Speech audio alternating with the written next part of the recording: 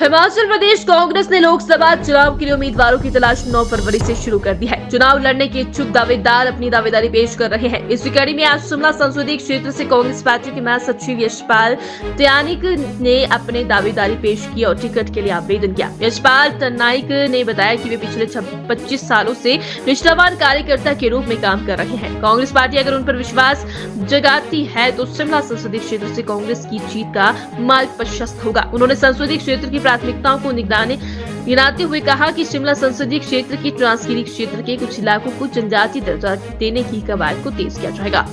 चुने हुए प्रधानगण व वर्तमान में पंचायत समिति के सदस्यगण तथा युवा कांग्रेस के हमारे साथी एनएसयूआई के साथी, आज आप सब लोगों का इस प्रेस वार्ता में स्वागत है।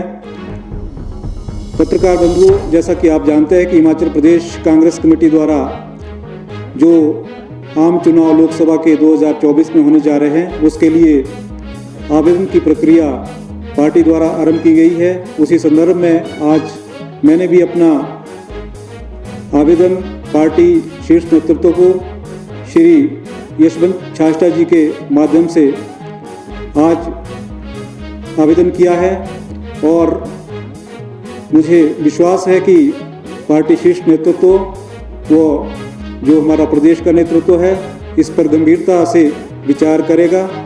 और जैसा कि जो हमारे ब्लॉक अध्यक्ष ने अभी कहा और हमने ये प्रस्ताव जो है ब्लॉक में पारित किया था दिसंबर में, जब ब्लॉक कांग्रेस कमेटी की बैठक हुई थी, कि इस बार चौपाल से भी हम विधानसभा जो लोकसभा के लिए है वो दावेदारी रखेंगे। तो इस बार जो हमने अपनी दावेदारी रखी है, क्योंकि पूर्व में कभी भी चौपाल से जो है लोकसभा के लिए प्रत्याशी नहीं रहा है। चौपाल एक पिछड़ा क्षेत्र है और जिस क्षेत्र से मैं संबंध रखता हूँ विशेष तौर पर कुपवी क्षेत्र, वो सिरमौर जिला के उसके साथ 3 विधानसभा क्षेत्र लगते हैं जिसमें हमारी घनी रिश्तेदारियाँ हैं। उसमें विधानसभा क्षेत्र रेणुका जी, वो शिलाई तथा पछाद का क्षेत्र आता है। साथ में लगता हमारा ठेव का क्षेत्र है और जुबल कोटखाई के काफ़ी लोग जो है हमारे चौपाल में भी रहते हैं और उनके साथ हमारा घना संबंध भी है। अगर यूँ कहे तो हमारा लगभग 7-8 विधानसभा क्षेत्रों में सीधा प्रभाव है। और उसके बाद जैसा आप सब लोग जानते हैं कि मैं पिछले 25 वर्षों से लगातार कांग्रेस पार्टी में निष्ठावान कार्यकर्ता के रूप में और अनुशासित कार्यकर्ता के रूप में मैंने पार्टी के लिए सेवा की है, पार्टी का काम किया है। ब्लॉक स्तर से लेकर आज प्रदेश कांग्रेस कमेटी का मैं महासचिव हूँ। इसमें हमने जो भी हमारी जहाँ भी ज़रूरत हुई उसमें हमने सभी धरना प्रदर्शनों में, रैलियों में और जो पार्टी की संगोष्ठी है, सेमिनार है, उसमें हमने भाग लिया है। तो इसी आशा के साथ मैं पार्टी के पास आवेदन कर रहा हूँ और मुझे उम्मीद है कि गुण दोष के आधार पर पार्टी मेरे आवेदन को देखेगी और अगर हमें मौका मिलता है तो मैं ये पूरे बड़े दावे के साथ कह सकता हूँ कि जीत की राह जो है पार्टी की आसान हो जाएगी, जो कि हम पिछले लगातार 3 बार जो है ये लोकसभा चुनाव हार चुके हैं। इसके बाद मेरे जो कुछ व्यक्तिगत हैं वो भी आप सब पत्रकार बंधुओं के साथ रखना चाहूँगा। बाकी तो आप जानते हैं कि जो पार्टी का जो हमारा घोषणा पत्र होगा वो विशेष रूप से जो है लागू किया जाएगा, जैसा पार्टी हाईकमान जो निर्णय लेगी, जिस प्रकार से आने वाले समय में जो भी प्रक्रिया चलेगी। मैं विशेष तौर पर जो हमारा ट्रांसगिरी एरिया है, जिसमें हमारा शिमला जिला का बहुत सारा क्षेत्र आता है, जिसे गिरिपार का क्षेत्र कहते हैं। अभी हाल ही में जो हमारा सिरमौर क्षेत्र है वो ट्राइबल घोषित किया गया है। उसके काफ़ी 3-4 विधानसभा क्षेत्र की लगभग 154 पंचायतें जो है अनुसूचित जनजाति घोषित हुई है। तो हमारे शिमला जिला का जो समान क्षेत्र है वो अभी इस से जो है वंचित रखा गया है। उसके लिए हम आने वाले समय में पुरजोर शोर से ये मांग उठाएंगे जब भी जो नई सरकार बनेगी केंद्र में, और हिमाचल प्रदेश सरकार के माध्यम से जो वर्तमान में हमारी सरकार है, हम रेजोल्यूशन पास करवाएंगे और जो क्षेत्र हमारा छूटा हुआ है उसमें ये हमारा शिमला जिला का और रामपुर जो संसदीय क्षेत्र है और जिला शिमला में ही आता है, उसका हमारा काशापाट और 15-20 क्षेत्र का जो एरिया है उसको भी हम जनजातीय क्षेत्र में शामिल करने के लिए कोशिश करेंगे।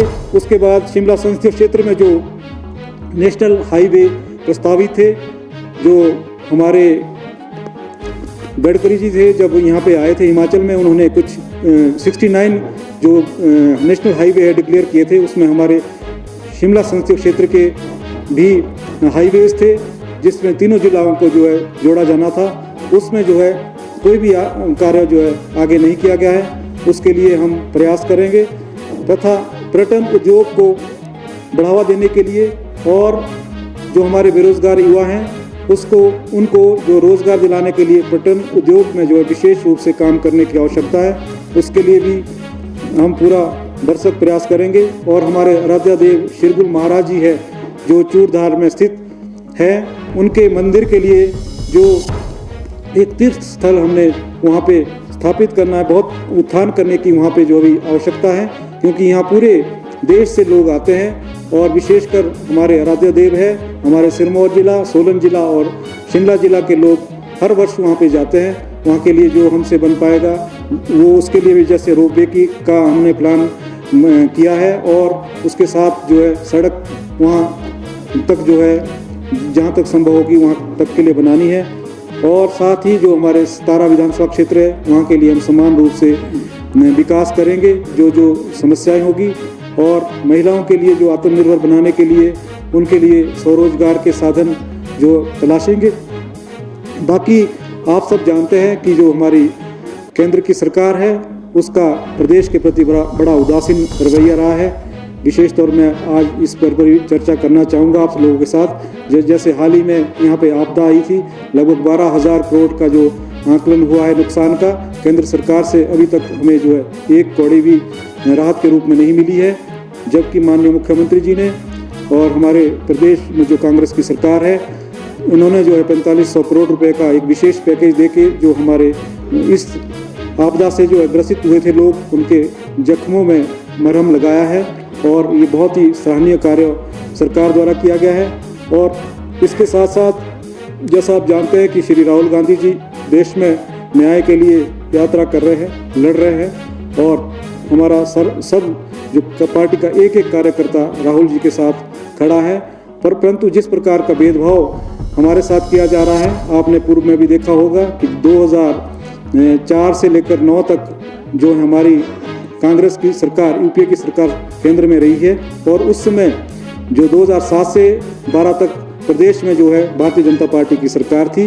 परंतु इस तरह का भेदभाव हमारी सरकार ने प्रदेश के साथ नहीं किया। जब भी प्रदेश को आर्थिक पैकेज की जरूरत पड़ी तो वो मिला। और आप सब जानते हैं कि उस समय हमारे 3 मेडिकल कॉलेज, जिसमें चंबा, नाहन और हमीरपुर में मेडिकल कॉलेज खुले गए। उस टाइम भी भारतीय जनता पार्टी की सरकार प्रदेश में थी। और ESI हॉस्पिटल जो है मंडी में दिया गया, और निफ्ट का जो इंस्टीट्यूट है वो हमीरपुर में खुला। तो इस प्रकार कई जो विकास की योजनाएं हैं वो प्रदेश में जो है स्थापित हुई है यूपीए की सरकार में। परंतु 9 के बाद, वर्ष 2009 के बाद 14 के बाद जो है, जब से माननीय मोदी जी केंद्र में आए हैं, तो प्रदेश के साथ जो है भेदभाव किया जा रहा है। प्रदेश की जो आप देखते हैं कि जो हमारी ऋण लेने की सीमा है उस पर भी बंदिशें लगाई गई है और एक तरह का कैप लगा दिया गया है। प्रदेश में जो है जो प्रदेश का ड्यू राइट बनता है वो भी उसको नहीं दिया गया है। ये इस तरह का जो भेदभाव केंद्र सरकार द्वारा पार्टी के साथ किया गया है। और इस वर्ष जो है आप देखते हैं कि आपदा होने के बावजूद भी केंद्र की ओर से हमें कोई भी पैसा राहत के रूप में नहीं आया है। इसके साथ साथ